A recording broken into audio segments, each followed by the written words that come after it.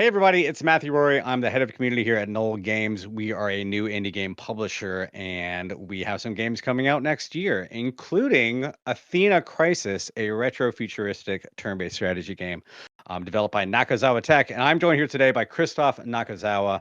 How would you describe your role at Nakazawa Tech? Well, yeah, I'm running the company. We just recently founded it like 6 months ago. So yes, I would say I'm the lead developer, but also art director, the only developer, like the one who writes all the code. Mhm. And just trying to build a small company here in Tokyo, and just doing whatever it takes to run that. I'm doing accounting. That's fun. If it's like only like if it doesn't occupy too much of my time every Mhm. month. I'm doing whatever it takes to both build a company but also build an awesome video game. Awesome. Well, thank you for joining me, I should say, and thank you for being here. I know you grew up in Austria, but you're currently living in Japan. How does that work about? Like, how did you find your way moving from one country to the other? Yeah, so actually, it wasn't my first stop to go to Tokyo. So actually, yeah, I grew up in Austria, but then I've always been coding. I taught myself how to program from like when I was like 12 years old. So that was like 22 years ago, quite a while back. And so I spent a lot of time coding, and then I became involved with a bunch of open source projects. And Mhm. that's how a recruiter at Facebook found out about me because they started hiring all the folks from that project.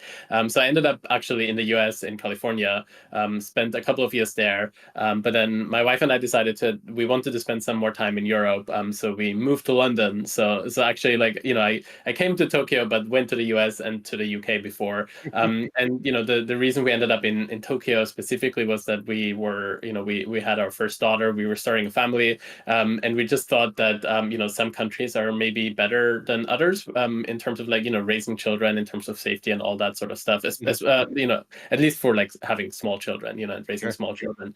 So we ended up going to Japan, and that's where we've been for the last 3 years. That's awesome. I always think that I've done some major moves, but nothing like that. I've mostly stuck to the U.S. I've been East Coast, West Coast, but that's not quite as crazy as moving internationally a few times. I'm sure that's been interesting and probably a little challenging as well. So you have established a gaming company and you're established in Japan. What kind of difficulties have you run into trying to build a company in Japan, if any? Oh, it's super fascinating. I'm not from Japan. My Japanese is not that great at this point. Certainly not enough to like go and like incorporate a company. And there are a lot of processes in Japan. A lot of it is still like paper driven. And you need to have, there are no like signatures here, so you need to have like a stamp. And then you need to have an official stamp for yourself. You need to have company stamps, and there's like a lot of like friction in the process of like setting up a Hmm. company or setting up a bank account where in the US you want to you wake up in the morning and you're like, I'm going to set up a company. You go online, there's services, you put in a Yeah. bunch of details, and by the end of the day you'll have everything set up, your accounting system ready, you'll have a bank account, you're ready to go, right? But in Japan the process of incorporating can take at least a month. We were able to do it in 3 weeks, and like anybody I tell that that it took 3 weeks and they're based in Japan also running a company, they're like surprised. They're like, Yeah. how did you get it done so fast? So it's like, 3 weeks seems like the absolute minimum. And then, also getting a bank account, like that takes a few months. So, those are none of those things are like particularly hard, but there's like friction in the process. And like if your Japanese is not that great, it's not that easy to figure out and navigate. But at this point we're like set up, everything is working. And I learned a lot through that experience. It's really fun. That's good. I mean, I'm sure it must have been distracting trying to create a game and also do building a business as well. So congratulations on Sure. incorporating no matter what it takes.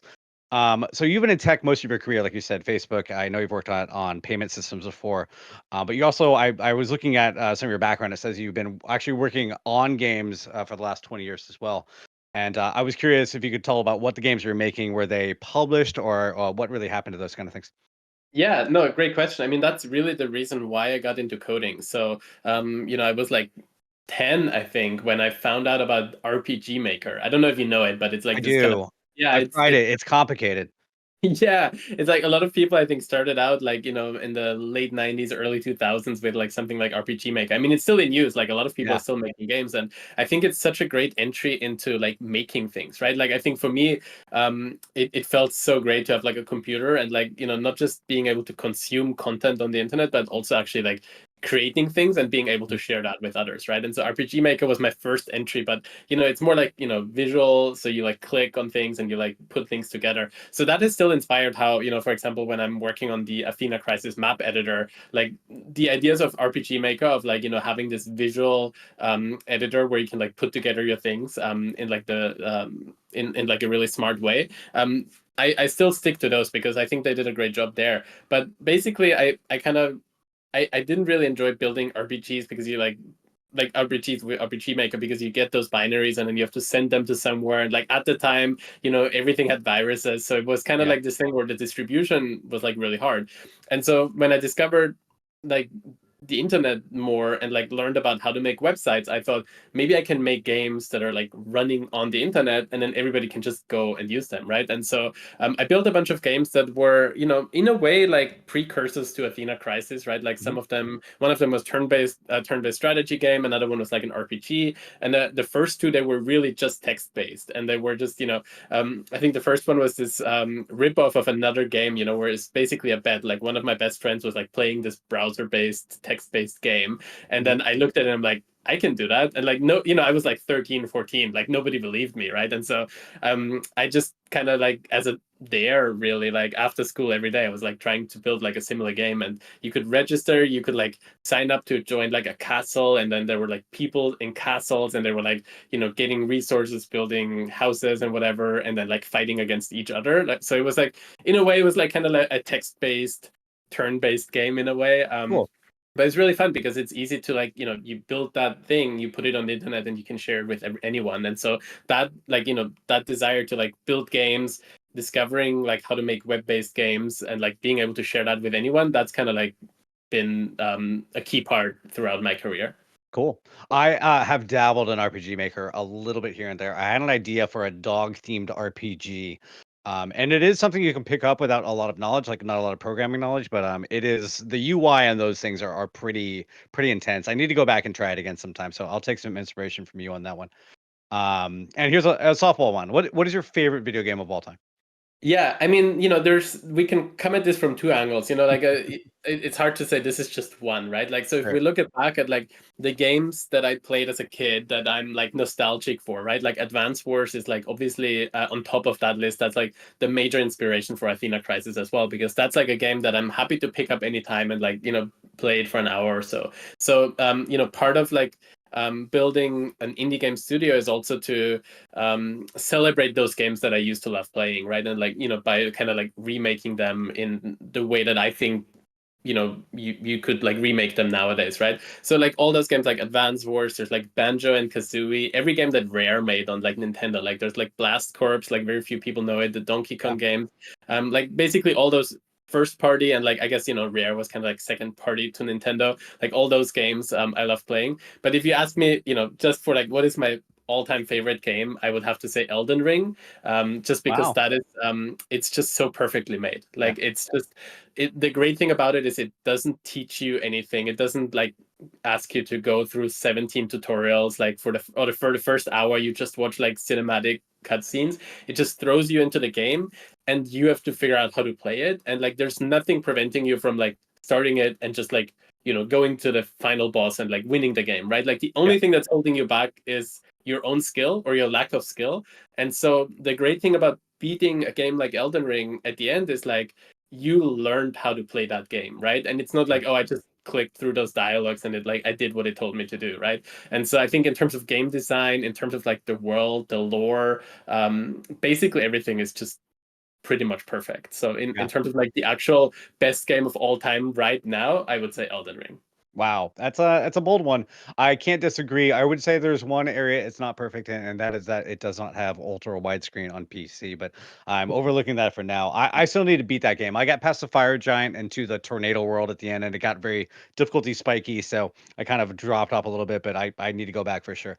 I've heard many good things about the ending of that game. So and it's kind of tied into the next question I had about you're working on Athena Crisis turn-based strategy game. I have gone back with turn-based strategy games for a very long way, and my influences are more PC games. I was a big PC gamer in the late '90s, like XCOM, UFO Defense, and Master of Magic. And then you've already said Advanced Wars is a very specific kind of influence on Athena Crisis, but I was curious if there are any others. I know you've mentioned Golden Sun as well as something. Oh yeah. Golden Sun is also a fantastic game. Yeah, in terms of the art style, it's really like the Game Boy Advance, Super Nintendo kind of style. That's similar to Advance Wars, maybe a bit inspired by Golden Sun, maybe even inspired by like Super Mario Brothers 3 or Super Mario World on like the Super Nintendo and like the NES even. So like those games in terms of the art style. In terms of the music, thinking more of like also taking inspiration from those types of Nintendo games, maybe, but making it a bit more modern as well. And yeah, so Advance Wars is definitely the key one. There's a more recent installments like Wargroove. There's Fire Emblem. There's also Into the Breach, which I'm a huge fan of. Yeah. And the great thing is also that you can look at those games not just as an inspiration for like what you should also do in the game that you're building, but also like if there's a mechanic or something that you don't like, to be like, oh, this seems like a bad idea, so I'm gonna avoid that, right? So I think inspiration kind of goes both ways. So there's like certain bits where like this is maybe not great in Advance Wars, like what can you take away? And then I think the really challenging part is like you take all this inspiration from all these games and try to make something new, right? And Mhm. even though it's like really different, you try to stay similar enough that like players who love those games will also like the game you're making. And then the problem is that it's so easy to add new things, but it's very hard to make them fun, right? So Sure. like it's easy to have ideas. I'm trying to build a system where it's relatively easy to try out those ideas, but it's very hard to prove that those are actually fun to players. So I'm Yeah. hoping that there'll be a lot of play testing over the next coming months of Athena Crisis to inform like some of the features that should be in the game at the end. Cool. My biggest experience with Advance Wars is Dual Strike on the DS. I don't know if you know. I used to write game guides for GameSpot, and I had to write a game guide for a turn-based strategy game that's pretty randomized. It was very, very difficult, so that took me like 2 whole weeks to do. I really loved playing the game. I didn't really love writing the game guide so much. So I'm looking forward to maybe I'll write a game guide for Athena Crisis or a reviewer's guide That at would some be point. great. So that's actually really interesting that you bring that one up because Advance Wars 1 was like genuinely hard. Advance Wars 2 was like pretty well balanced. Mhm. So that like works really well if you do PvP, for example. It's very hard with like, a Game Boy. You have to like hook it up with cables and all that, Yeah. right? There's no online play, of course, right? But then Dual Strike was very interesting in that it kind of broke so many of the mechanics that it was a very single player focused game, right? Where Yeah. like if you do PvP, you have to disable all sorts of features, right? And so for Athena Crisis, the hope is that like obviously the single player campaign should be a lot of fun, but like I'm really hoping that in terms of PvP, we can find like a good set of rules where you don't have to click through like 30 different options to like get the right like setup for your game that you want to have, right? Where it's like, okay, I want to play on this map. I want to play against people that are similar skill as me. You just click that button and you go and like wait until somebody joins you. That'll be fun. So I know you stated on the game is going to take place across multiple worlds, and I haven't seen a lot of the storyline. What kind of the storyline leads to that ability being possible in the gameplay? Yeah, obviously this is obviously intentionally kind of holding back on some of that. So Sure, feel you'll free. you'll be able to start playtesting soon, like just a couple of weeks from now. And so the cool thing about Athena Crisis is that all players kind of share like the universe, right? And so the question is like, how do you make that work in a way that you can factor it into the single player campaign, but also it works for like PvP, right? So each player kind of like has their own world that they're playing in, but you can like kind of influence like other people by playing against them and then winning against them or not, and like that like your skill goes up or down depending on that. But in general, in terms of the story, in the thing that I am trying to share here is that when you start playtesting, there will be a campaign, but it's like a prototype campaign. It's mostly to try out the mechanics. It's like really good for testing, but it has like some prequel kind of story, right? And Mhm. so in that story, like there's just the players are in their home world and they're starting to be invaded from like by different forces, and they don't really know what's going on. And by the end of the prequel, you like kind of start figuring out and start piecing together. It's like, hey, there's not just our world, there are other worlds here. And then like that's when the real story actually is about to start. So we're Cool. trying to like merge that all together. We're trying to make it lighthearted fun, a bit cheesy maybe at times, but also hoping to provide, because all the map editing and the campaign editing features that we use to make the game, they'll also be available to every individual player. And so when they are building campaigns or maps, they can hopefully like take some of the lore, some of the backgrounds for the characters to create like unique scenarios to extend on this main story that like is going to be part of Athena Crisis. And then the great thing is that they can build their campaigns. They can also work on campaigns together with like their friends, and then they can put together, hey, here's like a 20 map long campaign that's like for advanced players or for beginner players or whatever. That's gonna fork like kind of the timeline here, and takes the characters into this direction.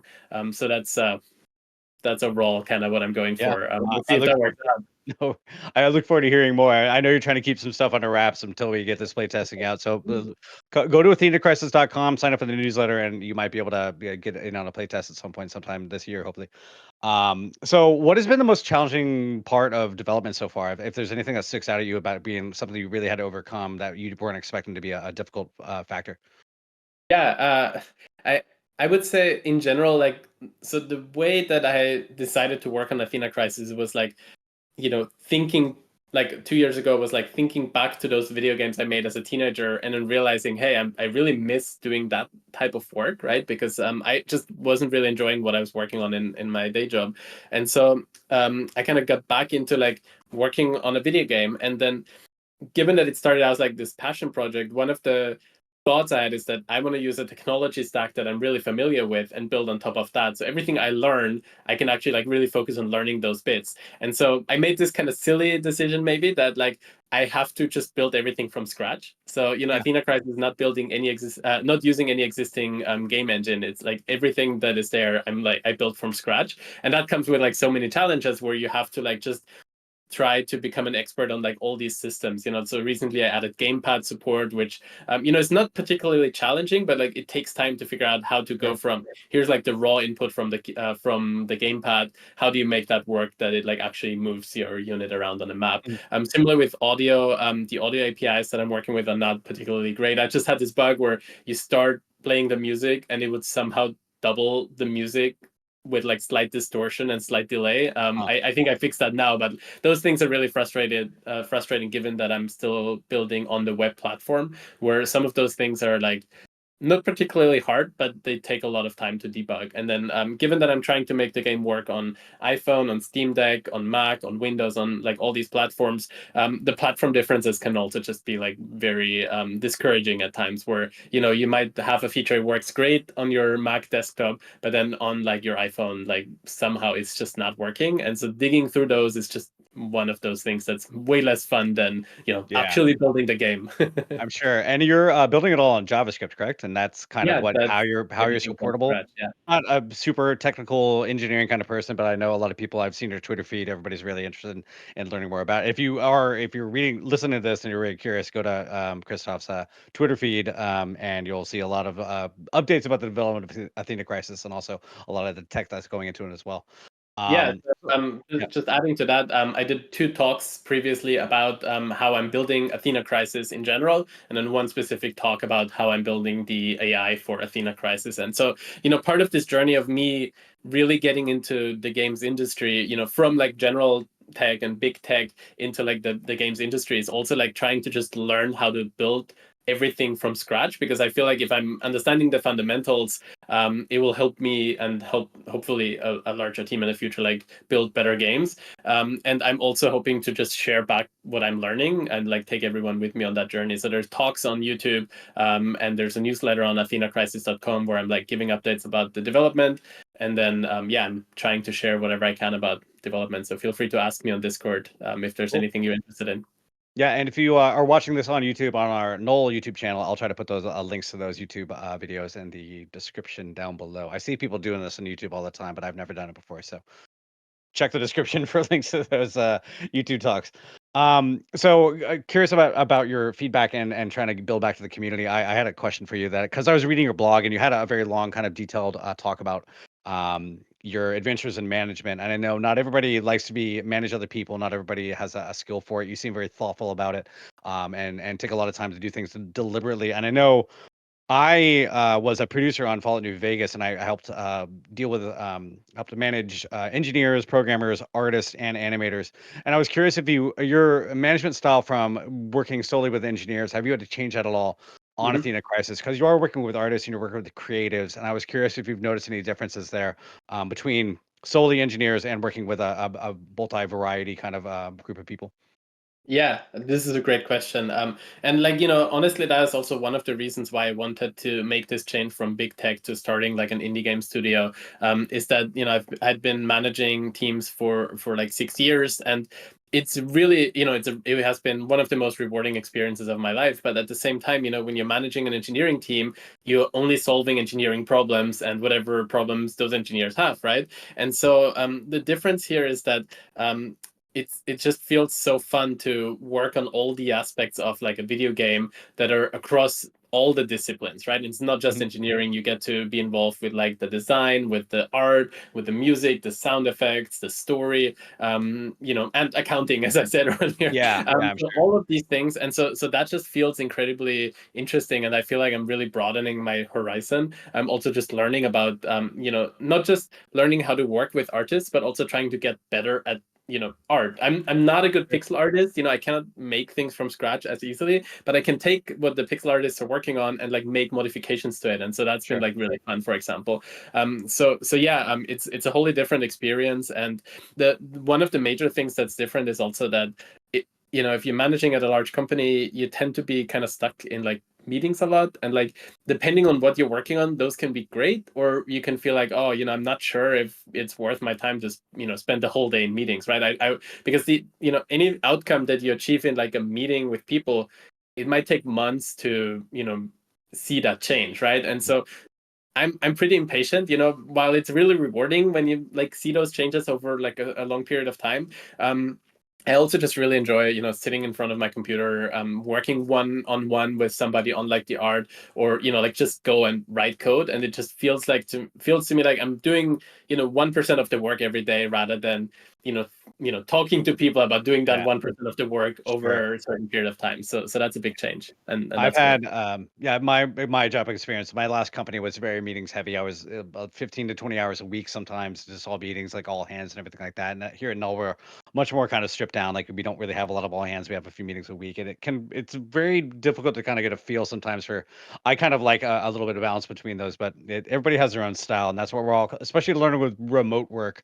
The meeting balance has to be really fine tuned to make sure that everybody's doing their stuff and also being accountable for what they're doing. Yeah, So, I just want to, go sorry if you don't mind, I just want to quickly add, like, the partnership with Null has also been super awesome. Like, there's like a lot of stuff that I don't know how to do. There's like, even, especially like starting to work more in the games industry, there's all this stuff where, I just didn't know about, like how to, that we need this piece of art, or like we need yeah. this music or whatever. And so it's been really awesome to partner with you, and all the folks at Null to also, it's been just such a big help for me also, and for the other folks working on Athena Crisis, to figure out like what we need to do, and like how to work through all these problems. So that's really awesome.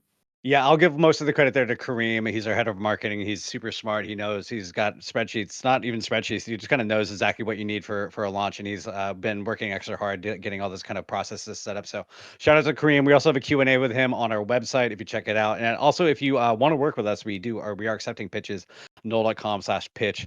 And I'll be working with you more closely as the run up to I'm going to be doing some merch and some other stuff for Athena Crest as well. So we're all very happy to be working together. um, so we already talked about this before, but I did have this question about the map and campaign creator. So you're making a map and campaign creator, and I was really curious. It seems like that's really important to you for this game, and I was curious if you've ever done like campaign creation for other games in the past, or if there's anything notable that you've worked with on those kind of Yeah. tools.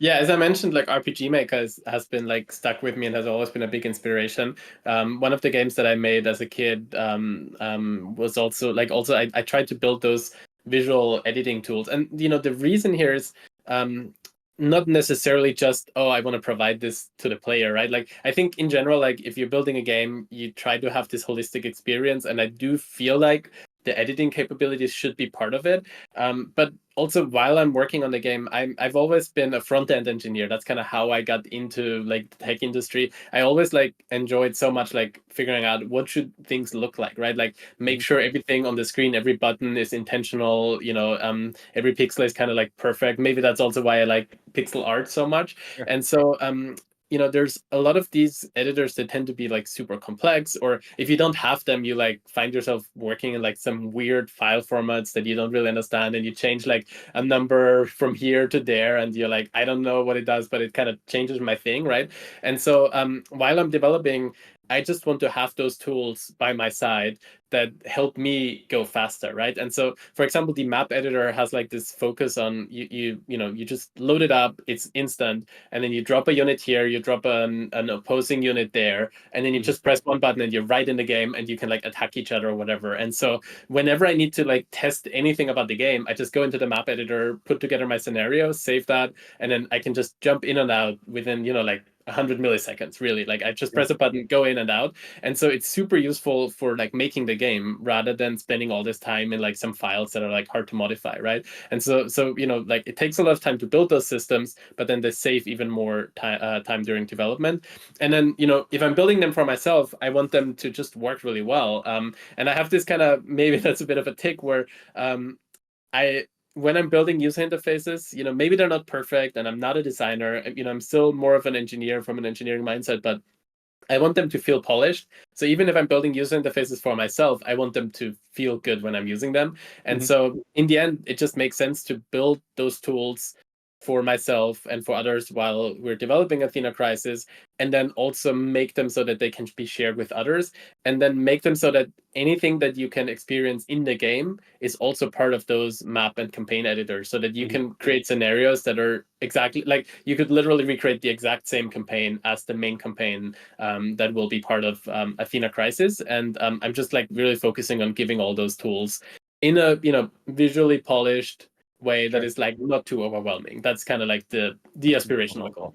Yeah, I mean, a lot of games have tried to do this where they ship the tools that made the game with the game, and it's often like super challenging. I know this is a 2D kind of pixel art game. When you're talking about like a 3D Yeah, shooter or get something like there that, it's somewhere. much Yeah, more difficult. But you're lucky. It's really amazing kind of focus. So I'm really looking forward to see what people come together and make out of this campaign editor when the game actually ships. So yeah. um, This is this was also a good. sorry for interrupting, but like there's No worries. the one thing. This is also why I'm so big on like the web and like web APIs, right? Like the web makes it so easy to share things, and so and it has like this kind of like, yeah, maybe there's some issues with it, and like you might have performance issues here and there, but it's this right layer of abstraction where like you can really focus on building visual tools for like Mhm. various different things, right? And so I really believe it's like it's going to be one of the future platforms for game development, and there's a lot of activity in that space right now, and so it's really fun to be in that space at the moment. Cool. Yeah, I've seen some of your talks, and it seems like people are really enthusiastic about using this kind of technology and having this kind of centralized platform. So more to come there. More details to come on that as well. And this was a question from Kareem. He threw this in here. So you apparently talked about game being hacked, the game being pirated, and how that affects like your online ability. So if you don't know, Athena Crisis is going to be at least partially an online service where things are going to be affected by other players and everything like that. And I was curious if you could speak to the difficulties you've seen in developing something that's going to be focused online. Yeah. Oh wow. Yeah. This is. I think this is a really great question. So I think if you look at a game that like doesn't have multiplayer support, you kind of like build this like package, and like then you hand that package to Steam or whatever, and they distribute it for you, and you kind of don't really think about anything, right? And like Mhm. you just assume that it works. But once you think about, hey, what does it look like when everything is default online, but it should feel as if it's all local, right? So all you Mhm. need is an internet connection, but like everything is like super smooth, and like there's no wait times, there's no loading times or nothing like that, right? And so instead of having just this one package, you end up having this package that you send everyone, and then those are connected with each other, and those are connected with a server. So you have like all these distributed systems problems, and you have to figure out how to for example, prevent cheating, right? And so Sure. if you want to have PvP, you don't want people to get ahead by like taking apart that game package and like looking into it, and it's like, okay, what can I change here? What information is this like game leaking to me that I'm not supposed to know about the other player, right? No And so text you need to have editing, like a anything central like place that. like a server to like mediate that. That's like the only one that's allowed to know the whole game state, and like it like strips out all the information that like other players are not allowed to see, right? And like gives you like certain payloads that are like only visible of like all the game state that's only visible to each individual player. So yeah, there's a lot of challenges in terms of just making that all work really well, right? And like the problem with internet connections is they tend to be flaky or they can be slow, and then like stuff breaks. And so that is definitely something that is like not easy. And maybe when we get to the more thorough playtesting sessions, there will be a lot of people that are like, oh, I went, like the other thing I guess to point out here is that I want it so that you can play Athena Crisis on any of the device that you want to play it on, that like where the game is supported, right? So let's say, it's the afternoon, you're at your computer, you want to like take a turn in this PvP game against a friend that you're playing. And so you play that on your desktop, and then you go out, and then you're waiting somewhere in line or something, and then you get a notification on your phone, and it's like, hey, it's your turn. And then you open it right there and you continue playing on your phone. And then maybe in the evening you sit on your sofa with a Steam Deck and you continue playing there, right? So trying to make that all work smoothly is like pretty challenging at times. I bet. That sounds like a big task, and that kind of leads me to one of my last questions here. You got a few months of development yet left for Athena Crisis, coming out mid 2024. What do you see as the last big challenge to overcome before Yeah, you launch? yeah, I think that's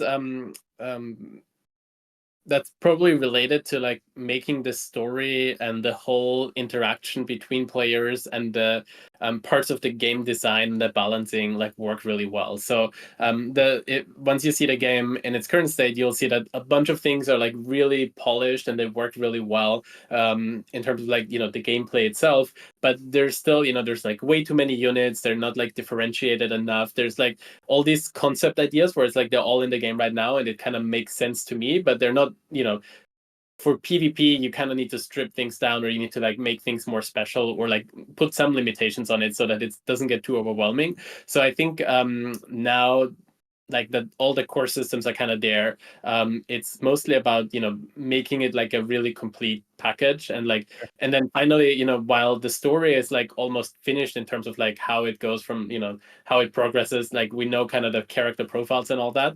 The main campaign itself doesn't like really exist yet, because the problem is it depends on the game design. It depends on what are the actual unit abilities at the end. And so that's why right now there's only the prototype campaign. You can play that. It's like 6 maps or so. But then the campaign itself, that's like still a challenge to put that together. But I'm learning a lot about how to build that prototype campaign. I'm hoping from the playtesting we'll learn a lot. And then also what I'm really hoping for is actually some sort of active participation. So we'll start out with like a private beta soon, where people that get access to the game, that they will also possibly be like, hey, I built this map with a map editor, and then maybe we can talk about like putting that into the main campaign, for example. So I'm hoping that people will also come with their ideas, as and it will be somewhat of a collaborative effort to put the game together in its final state.